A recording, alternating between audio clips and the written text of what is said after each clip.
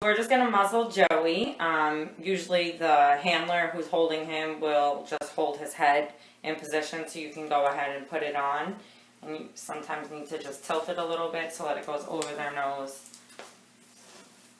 And you just clip it on. And you need to just make it tighter so that it doesn't slip off if they move around. Okay, you can try. This is our restraint pole. It has a leash-like thing at the end, at one end. And then you have a string here that you pull when you actually get it around the patient's neck in the cage so that it tightens. So you use restraint poles for really aggressive animals. You know, a lot of the times they can become cage aggressive while they're in the cages. And if they're really, really hard to get out, this is one way where it's safer for you so you can prevent yourself from getting hurt or hurting them. You're able to have the length of the pole to actually reach into the cage with the ability of getting control of their neck all at the same time. So more or less what you want to do is you kind of want to just get the pole itself into the cage and around the patient's neck. And make sure that you secure it tight. This patient I have here is not actually aggressive. So you actually pull this piece to make it tighter. Once you have the patient's neck secured, you can kind of just pull them out. Ideally, this is a top cage. They're easier, you know, when it's in a run, so you can kind of just guide the patient out. So, yep, but basically the gist of it is you get it around the patient's neck, you get control of their neck by making it tighter, and then it keeps you and your patient safe.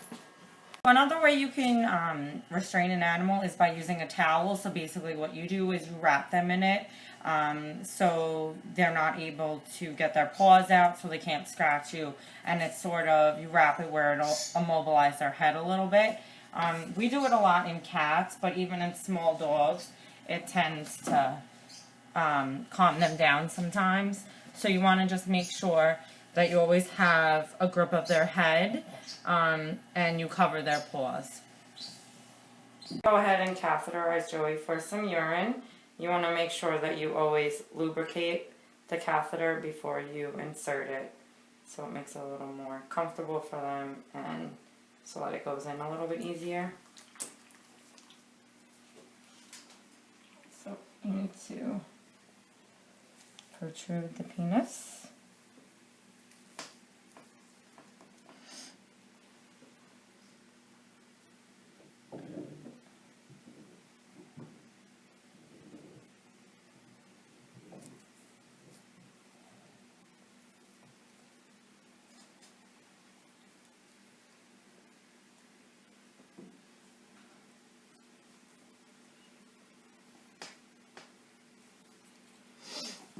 Okay, Tom.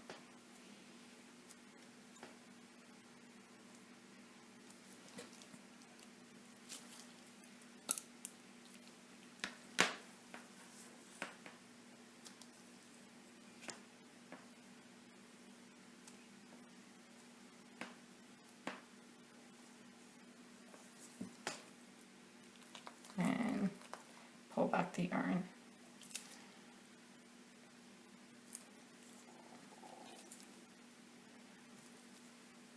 Sometimes you want to just hold it so that they don't urinate on you when you're pulling it out. That's it. When you're doing a free catch, you're basically just trying to get a sample as they're going midstream. Follow them around the bowl.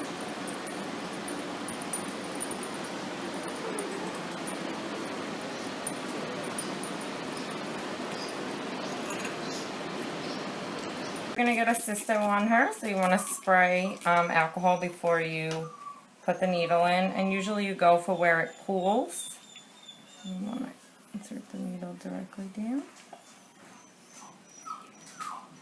and pull the urine up. Press our anal glands. If you were looking at a clock, they'd be at like 4 and 7. So you basically just want to put some pressure on the anal gland so you express it, and solution will come out. It's like gross, milky stuff. Clipping a dog's nails, you want to try to avoid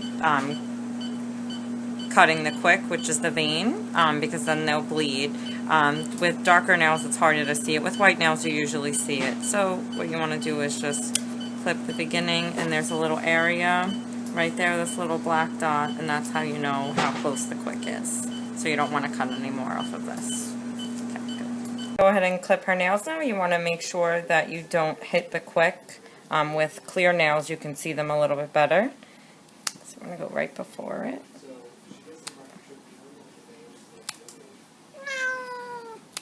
Okay, good.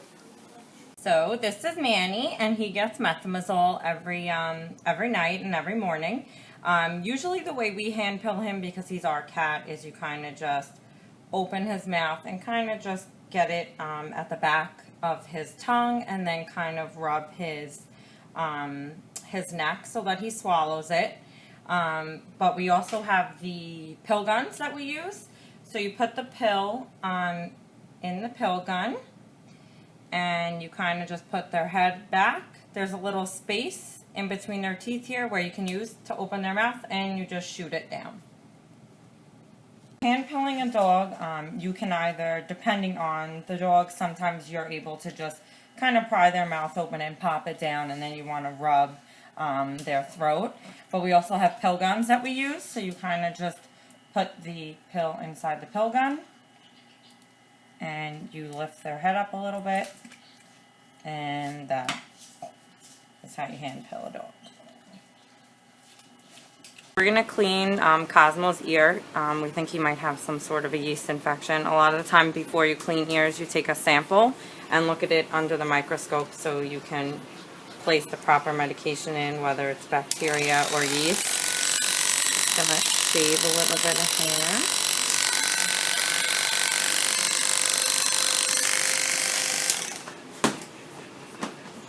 And you want to take the ear solution and fill the ear canal with the solution and massage it around. This brings up the debris from the ear canal up to the surface, so it's easier to get out. I'm going to use a cotton ball.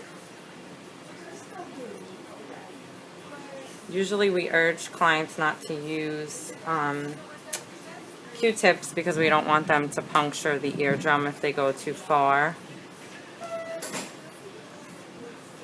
Before you apply medication to the ear, you want to allow it to dry. Okay, you can stop.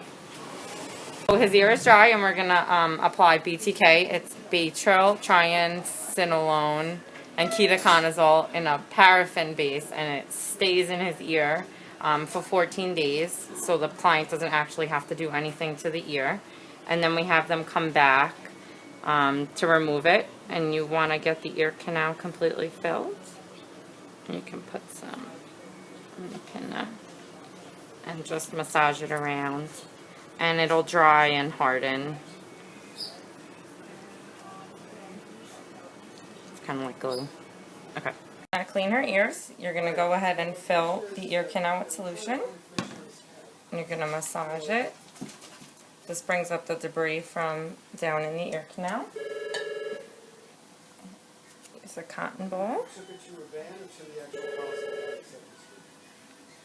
We urge clients not to use Q-tips because they can go down too low and puncture their eardrums, so we tell them just to use cotton balls.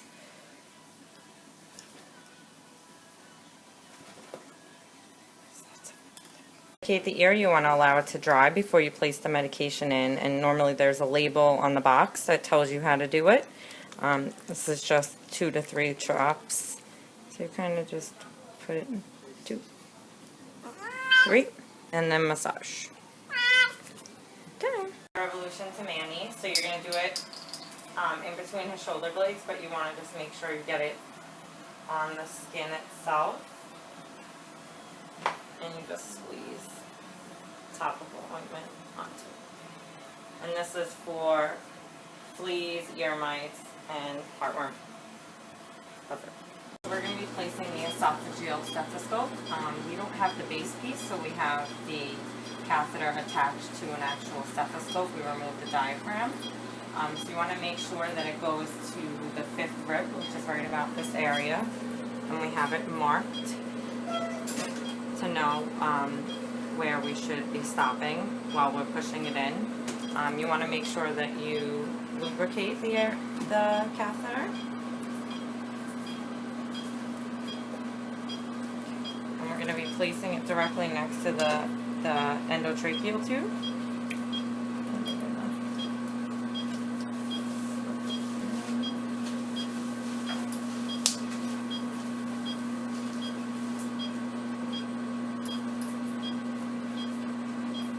Gives you the accessibility of hearing the patient's heart if we didn't have this monitor, so that you know his heart's something.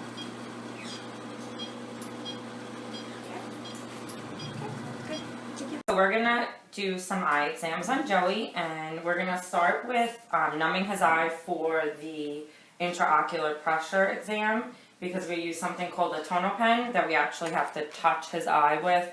So it's uncomfortable for them. So we're going to go ahead and start with one of his eyes and numb it. You want to put 2 drops. You leave it for a few minutes and then allow it to settle in. And then we'll go back to that. To check his tear production. So we use these little tabs right here, and you stick it in his eye and you count for 60 seconds. Anything under 12, they should probably have some kind of artificial tears used. So you want to just stick it in and hold it. And if you can see, it's basically running down. So you want to make sure you count. It's okay, Joe.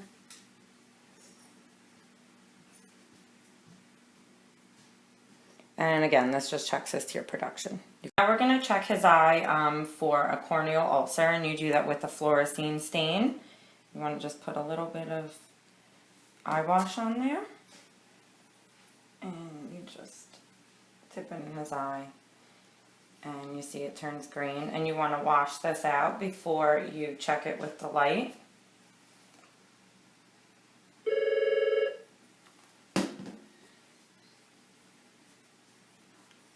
And you want to check it with a black light. And if he has one, the black light will show up, will show some of the stain will take up if he has an ulcer. It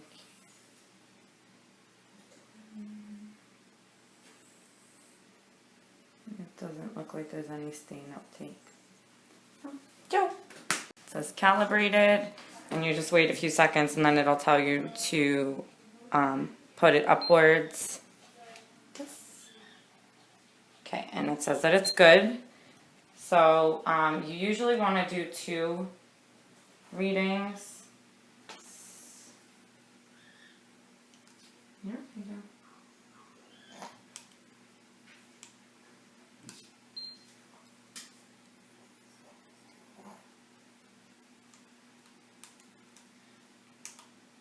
You basically want to touch his eye with it.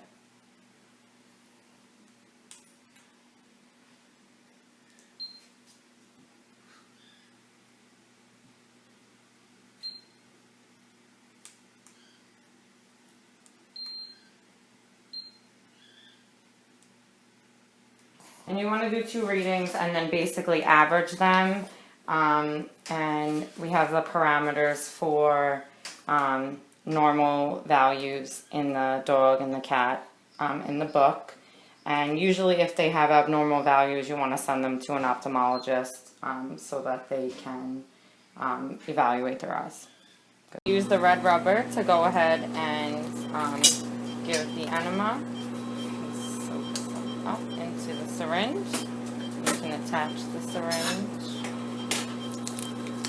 And you always want to lubricate before you insert it, just so that it slips in a little bit easier.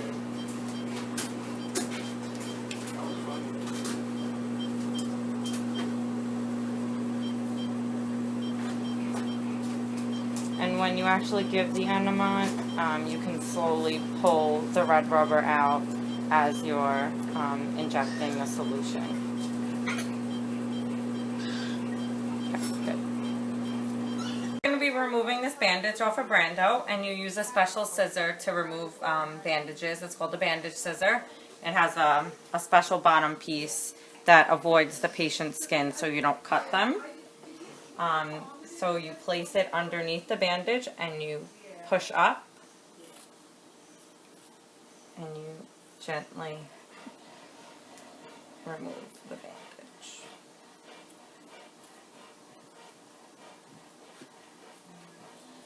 It slips right underneath the bandage, avoiding the patient's skin. Okay. So we're going to be applying the bandage back to Brando's leg. So you always want to put stirrups to keep the bandage from slipping down.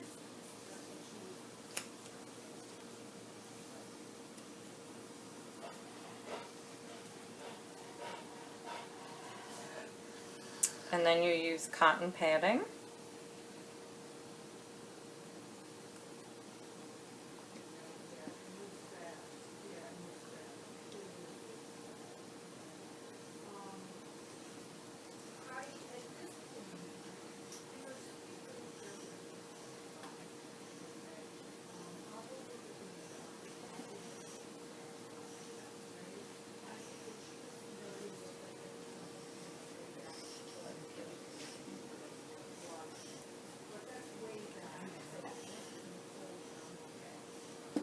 You don't apply too much pressure.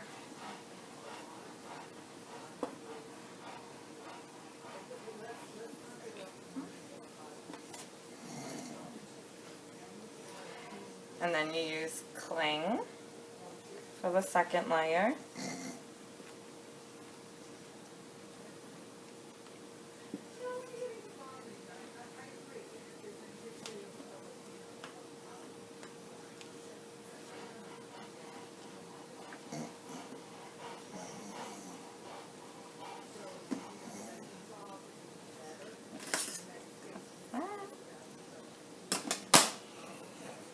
And then you put the stirrups up.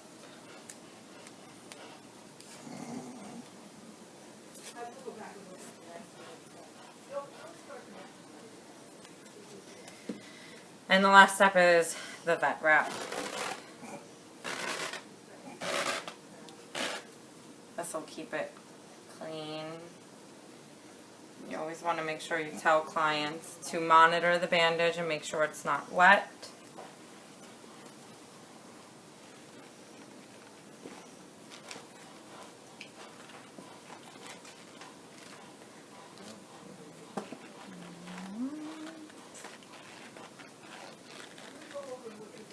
That is apply a splint, and you do it in pretty much the same way you put on a regular bandage, except you have the little splint here. And we'll go over how you go ahead and do it. You want to put the stirrups on, and then you're going to cushion the leg.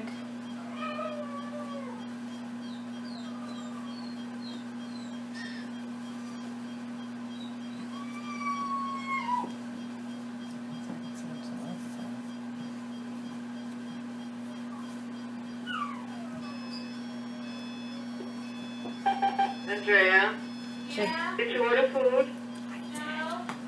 Did anybody else? Yeah, we'll be up in a second. 2 seconds. Okay, then you're going to put the cling. You're going to put 1 wrap of cling. And then you're going to place the splint so that he can not move his leg and keep it immobilized.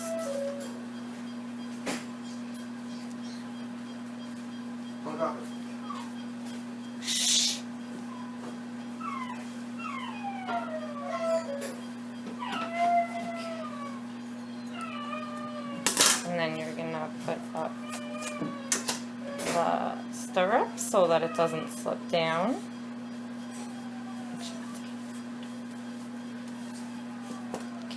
And then you're going to put the vet wrap over it.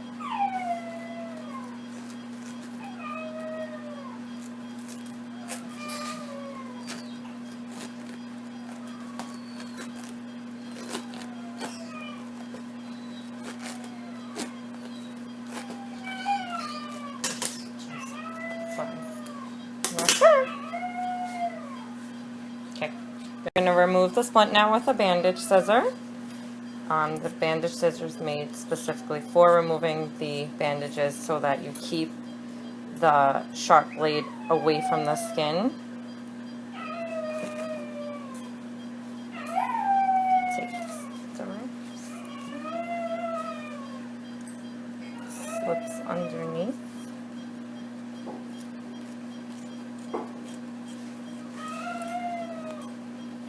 Splints off.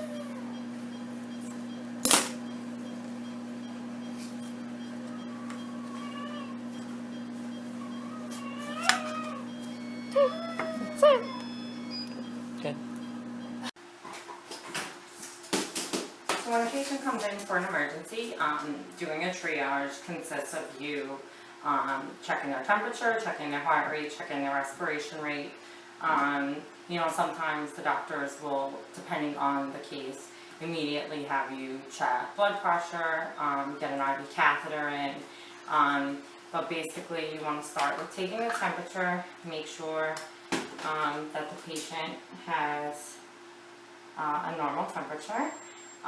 Their temperatures can range low normal 99 up to high normal would be 103. So Joey's temperature is 100. You know, you can always note when you take the thermometer out what their stool looks like, if there's blood on the thermometer when you take it out. Next, what you're going to do is check their heart rate, and you do that obviously with a stethoscope. What you do is you count the heartbeats for 15 seconds, and then you times it by 4, because there's 4 15-second intervals in a minute. So we'll go ahead and do that.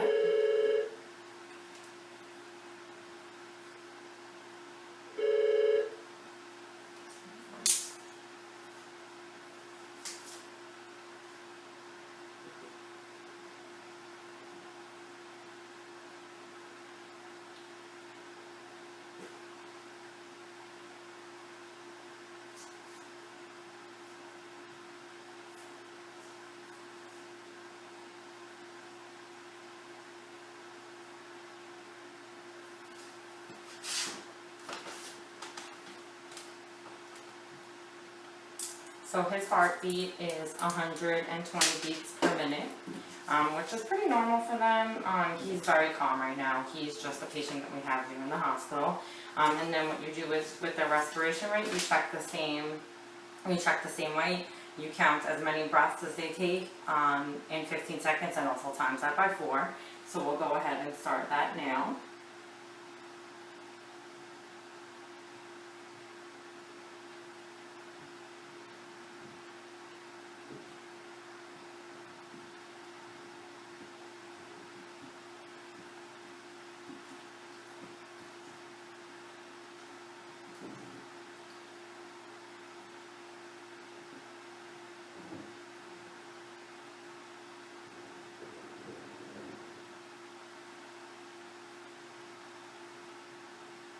His is about 30. He's pretty calm for the most part. It's a little hot in here. You know, if they're panting, obviously it's going to be harder for you to get a proper respiratory rate. And then, you know, you try and get it as much as possible, but you could always note that they're panting. And then, you know, you could take a look at their eyes and see how their eyes are, their pupils and stuff like that. If we were going to do an emergency wound treatment, a lot of the times what you'd want to do first is get the hair away from the wound itself.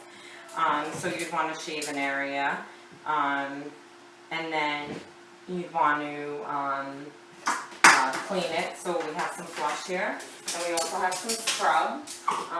A lot of the times you know, depending on the type of the wound, if it's bleeding a lot, you'd want to put a bandage on it.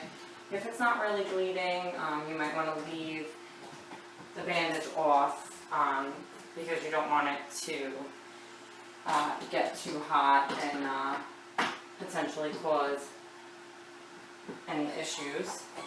So we'll go ahead and just, he was shaved for a catheter because we did a dental the other day, but you'd want to, if there was a wound on his leg, you'd want to shave around the wound. Make sure you get all the hair out of it. Hair can carry a lot of debris on it.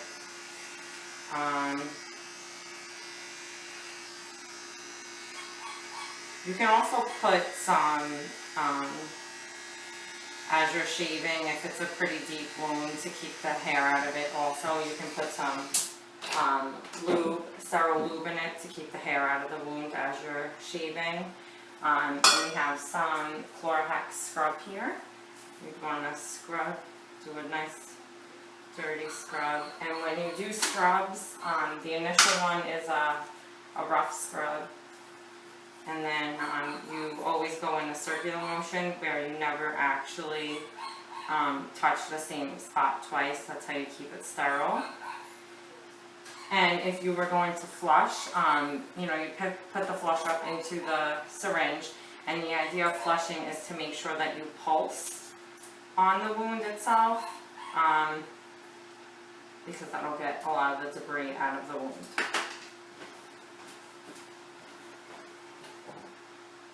I'm going to start a dental. First we start with rinsing with a little bit of Vthz1019 to minimize the amount of bacteria.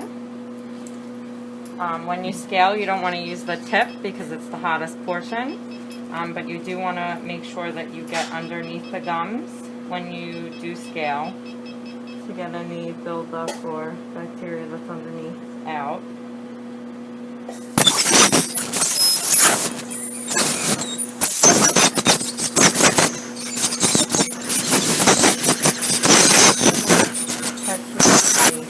Heavily.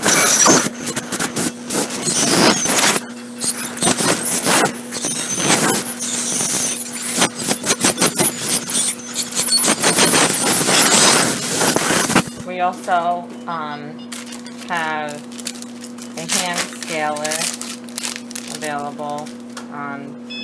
This is how they used to do it. Same kind of deal. You want to make sure you get underneath the gums.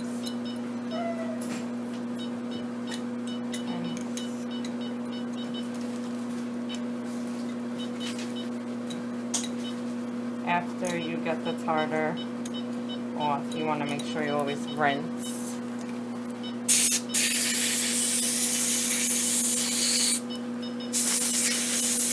Get rid of some of the blood so you can see what else is on the teeth. Make sure you get everything off. Okay, so before we polish, we're going to just rinse her mouth. You want to make sure you get all the tartar off. And you want to polish all 4 sides of the teeth. Right side, I guess that's the bar. We'll start with her canine. No, that is just me looking at it this morning. All right, so let's just look it up. Let's do it in right here on February. March.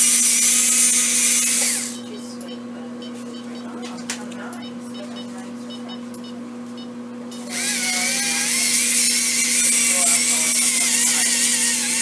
That was sad. Left was abscessed in January. The red is a pea-sized mouse. If you have any,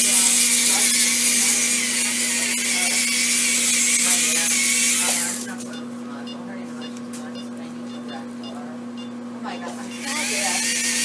And I thought it was like some fetal, dead fetal And we're thing, 'cause I'm gonna looking at this go color, ahead I'm like, and oh, you rinse know. her mouth after we polish. It was like a dead newborn. Yeah, exactly. Alright. Okay, so we're going to go ahead and polish her teeth now. So we're going to first rinse all the tartar off that we scaled off. Make sure it's all gone. And then we're going to go ahead and polish. You want to polish all sides of the teeth. Start with her.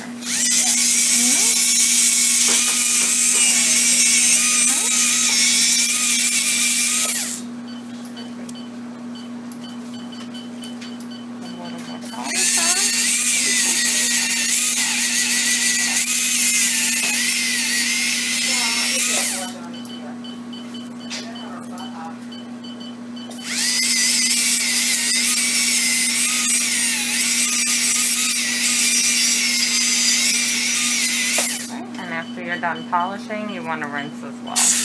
Get all the croaky paste out.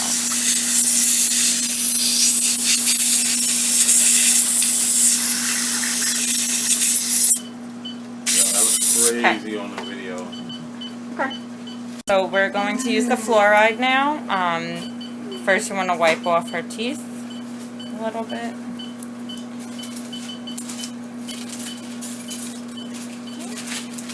And you want to shake it well. And you leave it on and allow it to dissipate. I think it takes about 3 minutes or so.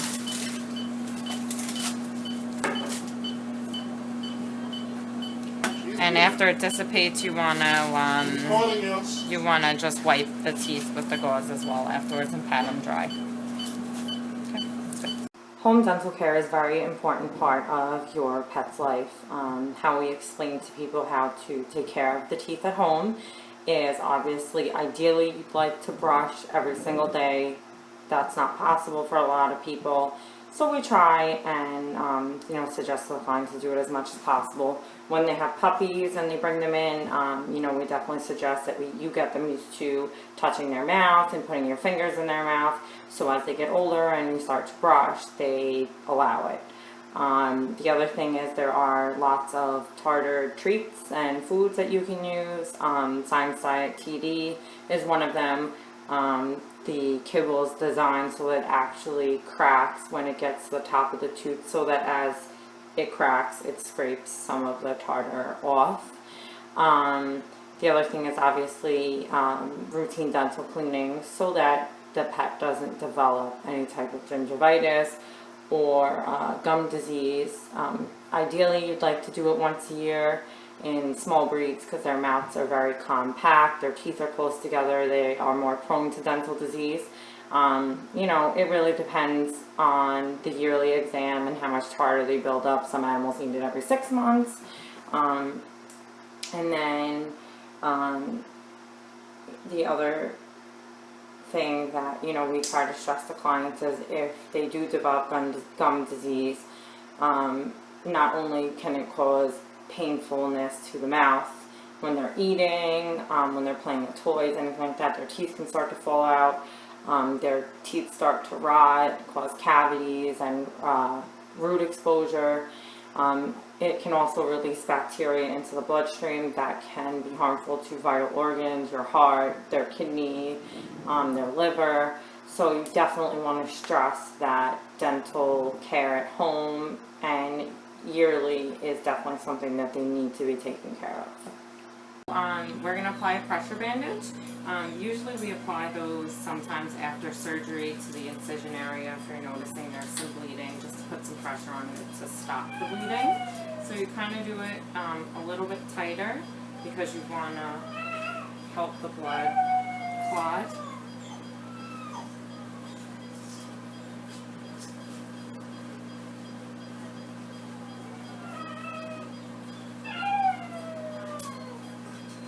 And you want to do it directly over the incision area.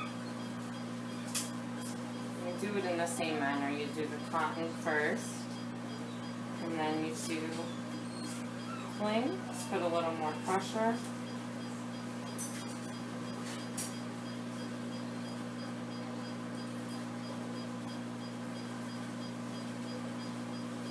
And after you apply them, you want to monitor for strike through, see if there's any bleeding coming through after you applied it.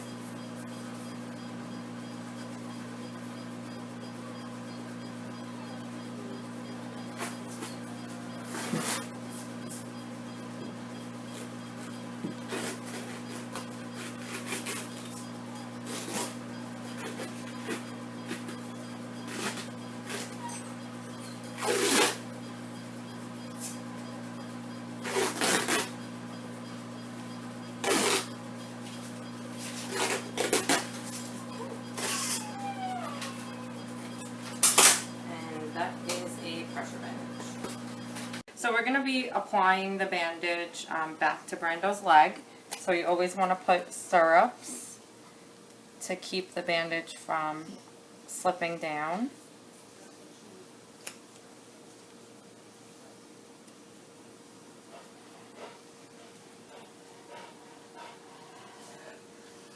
And then you use cotton padding.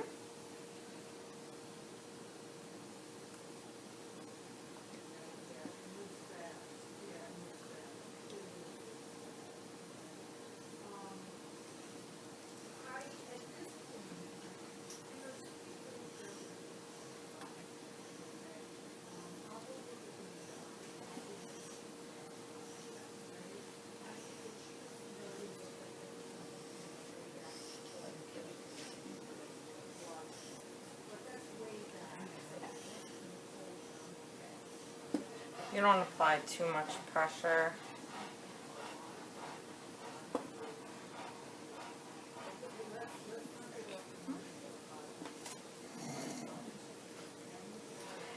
And then you use cling for the second layer.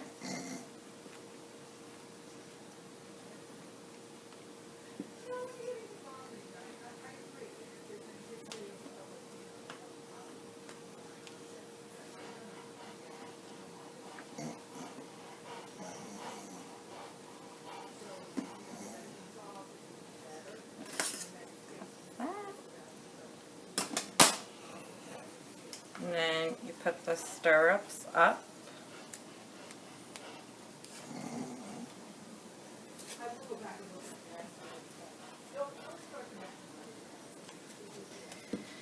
And the last step is the vet wrap. This will keep it clean. You always want to make sure you tell clients to monitor the bandage and make sure it's not wet.